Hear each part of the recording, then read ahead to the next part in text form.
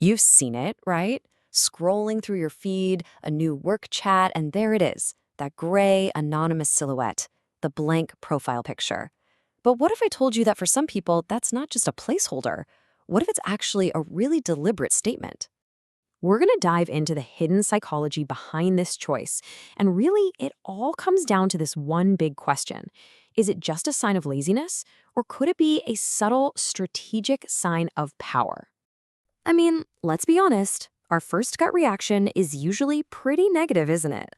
We see that blank space and our brain just leaps to conclusions. Oh, it's a bot, or this person's trying to hide something, or maybe they're just careless. But what if we've been looking at this completely backwards? The research points to a totally different way of thinking about it. What most of the world just sees as an empty void is actually, for a certain kind of person, a powerful shield. And this right here is the big turning point in our whole understanding. We're about to shift our perspective from seeing a negative, empty space to understanding a very deliberate and very positive choice. It's a shield, not a void. The core idea behind all of this has a name: contextual identity control. It's basically the desire to control how people see you in each specific situation, instead of being stuck with one static image that's supposed to represent you everywhere, to everyone. So how does this shield really work? Well, the source material breaks it all down into 5 really fascinating psychological layers of control. Let's get into them. Okay, so layer number 1. This is the foundation for everything else we're going to talk about. It's that idea we just introduced: contextual identity control. So here's the key thing. You're rejecting the idea that just one photo, whether it's you looking professional or fun or serious, can possibly sum you up in every context. You'd rather have a more fluid identity. You want people to judge you based on your words and your actions, right here, right now, not on some pre-selected, curated image. Now, the second layer, this one builds directly on that idea of control. This is all about what's called selective social access. Think of your blank profile like it's a velvet rope at an exclusive club. In a world where everyone overshares, you're not just giving away an all-access pass to who you are visually. The whole mindset is that visibility, well, that's something that has to be earned through a real connection, not just given away for free to any random person online. The third strategic layer, this is all about gaining a different perspective. We're talking about observation over exposure. And let me be clear, this isn't about being shy, it's about being strategic. By staying visually anonymous, you can walk into a new digital space and just watch for a minute.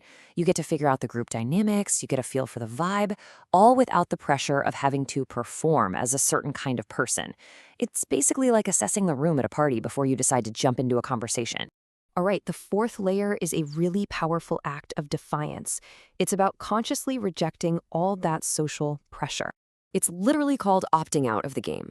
You know, most people feel this huge pressure to pick the perfect profile picture, right? One that signals their status, or how attractive they are, or how successful. In psychology, this is called self-monitoring. But people who go with a blank profile, they often have lower self-monitoring. They just completely reject the need to play that game, and they're totally comfortable being undefined by a single picture. And that brings us to the fifth and final layer, which, honestly, might be the most forward-thinking of them all. It all boils down to privacy-oriented thinking.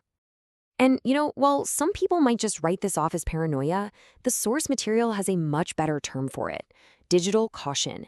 This is a mindset that's all about prioritizing the long-term consequences. We're talking data privacy, facial recognition, that kind of stuff, over the short-term buzz of social validation. It's about playing a longer, much safer game with your digital footprint. So when you put all 5 of these layers together, you get to the real powerful climax of this whole idea: a deep, fundamental preference for substance over signal. Let's break that down with one last comparison. You could say the average brain uses a profile picture for external reasons, to signal status, to get likes, to get validation. But the brain that chooses anonymity, it uses the blank profile for internal reasons, to maintain control over its own identity and to protect its own privacy. And this is the ultimate takeaway, the single most powerful line from all the source material. It's not that you have nothing to show. It's that you believe what you do and what you say is way more important than the picture you post. You are choosing substance over signal. And that leaves us with one final, pretty provocative question to chew on. In a world that is constantly demanding that we perform and be visible, could choosing anonymity actually be the ultimate form of control?